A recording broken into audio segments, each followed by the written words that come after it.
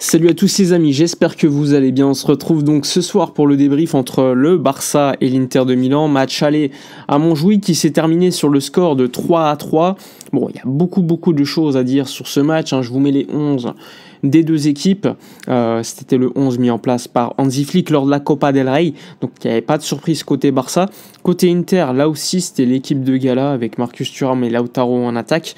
Donc globalement, il n'y avait pas de manque dans les deux équipes, à part Lewandowski et Alejandro Balde côté FC Barcelone. Alors, beaucoup de choses à dire, comme je vous l'ai dit, déjà avec l'avant-match où Lamine Yamal, il y avait un gros doute sur sa participation parce que à l'échauffement, il est sorti beaucoup plus tôt que ses coéquipiers, donc il y avait un petit doute. Finalement, il a été titularisé et il a sorti une grosse performance, notamment une grosse première mi-temps où toutes les actions, on lui donnait le ballon et on espérait qu'il fasse la différence. Donc il y a beaucoup de choses à dire parce que en face, il y avait de l'adversité. Une équipe de l'Inter qui, certes, en Serie A, est en grande difficulté ces dernières semaines, mais qui a aujourd'hui montré beaucoup de choses, beaucoup de résilience, et surtout, ça joue bien. Évidemment, ça défend, mais sur les transitions, ça joue à une touche, et ça va très très vite. Et ce soir, ils ont fait énormément de mal à Barcelone. En première mi-temps, l'Inter mène assez rapidement, 30 secondes, l'entame du Barça est catastrophique. Et ça vient du côté de Gérard Martin, qui finalement va jouer que 45 minutes parce qu'il n'a pas été bon. Et c'est Thuram qui revient de blessure qui va marquer, une talonnade magnifique. Il y a une petite glissade d'Inigo Martinez qui, à mon avis, est également une petite responsabilité sur le but. Ensuite, le Barça essaie de revenir. Il y a Ferran Torres qui a une grosse occasion sur une passe de Lamine Yamal. Ça passe juste à côté. Donc, il y a des situations. Et finalement, c'est sur les coups de pied arrêtés que l'Inter va faire beaucoup de mal à Barcelone ce soir. Parce que vous l'avez vu, ça va être le deuxième but de l'Inter sur coup de pied arrêté. Mais également le troisième qu'ils vont mettre beaucoup plus tard dans le match. Donc, une équipe redoutable. Mais on le savait, c'est l'équipe qui marque le plus de coups de pied arrêtés en Europe devant Arsenal, c'est dire. Donc, c'est une équipe qui évidemment maximise sa qualité sur ce point-là. Et malgré le 2-0, le Barça va pousser. Il y aura énormément de situations côté Barça. Il y aura des situations où Olmo, il y a un bel arrêt de Sommer. Et il faut que ce soit Lamine Yamal qui fasse la différence. Une grosse action pour mettre le 2-1, où là, c'est franchement un but signature pour Lamine en demi-finale. Il marque le but tout seul. Magnifique poteau rentrant. Ensuite, l'action qui suit, il fait un dribble sur Di Marco, il l'assoit par terre, il frappe et Sommer la touche légèrement, elle va sur la barre. Ce sera la première barre de la soirée pour Lamine parce qu'il y en aura une seconde en deuxième mi-temps. Et le Barça va continuer de pousser. Et finalement, je trouve que c'était plutôt logique que le Barça égalise. Ça vient d'une belle action. Pedri qui va centrer sur Rafinha. Rafinha de là la tête qui va la mettre à Ferran Torres. Ferran Torres qui va égaliser 2-2 assez rapidement. Donc c'était quand même un match plutôt spectaculaire en première mi-temps. Donc 2-2. Finalement, les deux équipes, à la mi-temps, il y a beaucoup de changements qui vont être effectués parce que Jules Koundé sort sur blessure aux ischio, donc probablement une absence quand même assez notable pour Jules Koundé qui a été remplacé par Eric Garcia. Alors c'est pas la même connexion avec Lamine Yamal évidemment, mais Eric Garcia a fait le travail globalement. Et surtout, il y a Lautaro Martinez qui est sorti sur blessure côté Inter à la mi-temps, remplacé là aussi par Taremi. Alors cette équipe de l'Inter, honnêtement, a été impressionnante, je trouve, parce que c'est une équipe qui, sur chaque transition, faisait mal à Barcelone et attaquait systématiquement le côté gauche défensif du Barça. On l'a vu à un moment donné, le Barça a mis Inigo Martinez sur le côté gauche, puisque Gérard Martin est sorti à la mi-temps, et c'était Cubarsí Araujo en défense centrale. Mais malgré ça, Dumfries a fait énormément de mal à Barcelone, et en plus, malgré la ligne du hors-jeu, il mettait un centre pour ses attaquants, parce qu'en gros, Dumfries, ce qu'il faisait, c'est qu'il attaquait l'espace au bon moment sur le côté, et ensuite les attaquants de l'Inter qui au départ étaient hors jeu, eh bien se retrouvaient forcément avec un petit peu d'avance sur les centraux de Barcelone. Et à un moment donné, ça aurait pu se payer cash à la fin du match, mais heureusement, il y a un léger hors-jeu de Mkhitaryan.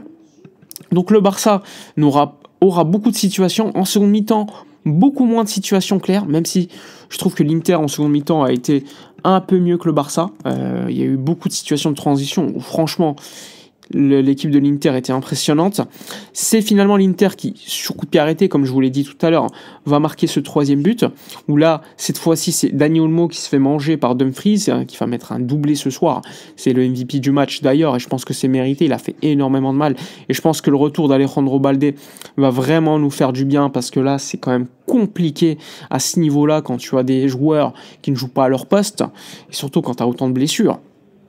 Ensuite, le Barça, évidemment, va devoir compter sur une action juste après le 3-2 de Rafinha sur coup de pied arrêté. C'est un centre, je crois que c'est tiré par Pedri, je crois. En tout cas, Lamine Yamal laisse passer pour Rafinha qui met une frappasse de 30 mètres, enfin peut-être que j'exagère, 25-30 mètres en tout cas. Ça touche la barre et ça touche la tête ensuite de Sommer qui la met contre son camp. Donc ça fait 3-3 à ce niveau-là et c'est un match spectaculaire et honnêtement je trouve que l'Inter en seconde mi-temps a été supérieur tactiquement à Barcelone. On l'a vu, le Barça physiquement commençait un petit peu à flancher, on a vu beaucoup moins Lamine Yamal, on a vu beaucoup moins Ferran Torres et on a vu beaucoup moins Rafinha qu'on n'avait déjà pas vu énormément en première mi-temps, mais en seconde mi-temps on l'a pas vu non plus, alors que bon, Dani Olmo a été remplacé par Fermín López sur la 65e minute. Globalement, il n'a pas apporté énormément de choses non plus. Ça n'a pas été notable, même si on voit qu'il a beaucoup d'activités et que ça a servi pour reposer un petit peu Dani Olmo. Mais globalement, ça a été un match très spectaculaire. Mais les défenses, elles n'ont pas été bonnes des deux côtés. Il y aura une ultime situation côté Barça, ce sera la situation où il y aura Ferran Torres qui va décaler Lamine Yamal. Je pense que Lamine veut faire un centre, finalement ça se transforme en un tir complètement bizarre, et finalement ça va toucher la barre, et ça aurait pu être un but magnifique pour le Barça, le 4-3. Globalement, je trouve que le Barça, sur le match, si on prend la première mi-temps, la seconde, a été supérieur en termes d'occasion. Mais globalement, le match nul de l'Inter n'est pas démérité. Ils ont fait une seconde mi-temps quand même assez intéressante, très très intéressante. Et ça montre que c'est une grande équipe. Tactiquement, elle est très bien travaillée. Il y a des individualités au milieu de terrain de qualité. Quand tu as Mkhitaryan, Barella ou encore Akan au milieu, Pedri, on l'a vu un peu moins que d'habitude par exemple. Mais bon, globalement, ça a été un match d'une grande qualité, surtout en termes de buts, en termes de situation. Mais bon, on a vu que tactiquement, ça se mettait en place en seconde mi-temps et à ce niveau-là, le Barça était inférieur à l'Inter. Donc le temps faible du Barça n'a pas été maximisé par l'Inter parce qu'ils auraient pu, à la fin du match, en mettre une. Finalement, il y a à un moment donné un excellent sauvetage de Koubarsi. À un moment donné, un autre excellent sauvetage de Araujo, on a eu peur que ça se fasse un contre son camp, mais c'est dire que sur les séquences où ça se décalait sur le côté, franchement, c'était compliqué. D'ailleurs, à la fin du match, Bastoni a dit que le Barça était l'équipe la plus forte offensivement en Europe. Logique, le Barça met quasiment 3 buts à tout le monde, donc c'est pas une surprise, mais défensivement, il y avait beaucoup mieux à faire ce soir, et c'est rageant parce que en première mi-temps, t'en prends 2, sur 2 occasions dont une au bout de 30 secondes. Donc oui, le Barça mentalement a tenu parce qu'à chaque fois on est revenu dans le match, on a été mené plusieurs fois. Le Barça n'est jamais passé devant. Donc il y a du boulot, ça va être très serré au retour, mais en tout cas, on a hâte d'y être. On est à 2 matchs d'une victoire de Ligue des Champions, donc on y va. En tout cas, prochain match contre Valladolid ce week-end. On verra s'il y aura évidemment beaucoup de rotation, je pense. Mais en tout cas, ça va être excitant. Voilà, dites-moi dans les commentaires votre avis, opinion, likez, commentez, partagez. Moi, je vous dis à la prochaine et d'ici là, comme d'habitude, portez-vous bien.